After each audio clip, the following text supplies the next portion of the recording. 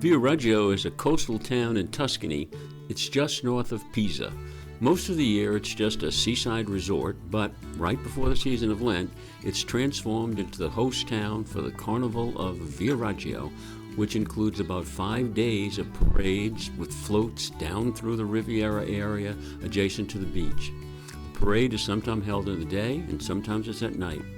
These massive papier-mâché floats, about 4 or 5 stories tall, they're fully animated and are created by artistic masters depicting entertaining scenarios that include current politics, and some of them are rather humorous. These floats are produced and funded by individual clubs, and they then hire a designer who, at the parade level, they all competing for prizes each year. The first one is called Go Where Your Heart Takes You. That wound up being the prize-winning float this year, and it was the prize-winning float for the previous 4 years as well.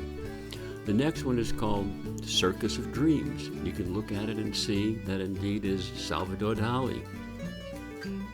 This next float shows, the title is called The World's Greatest Show, and it shows a hypothetical situation from long ago, the typical kind of a carnival look of a show, but the performing artist there is a giant T-Rex dinosaur.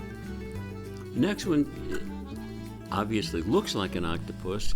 It was called Octopus, but it's called the Artificial Revolution, because if you look closely, that particular octopus from afar looks correct, but up close you can see there are tremendous artificial portholes and so forth on him, as if it's really a man-made octopus.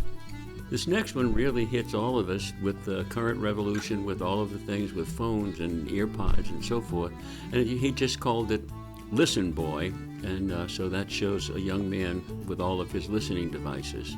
This next float looks very traditional to us, but I think it's a theme of some poem in Italian lore called The Scent of the Roses in the Thorns, and it shows this giant animal with all of the beautiful rosebuds around him.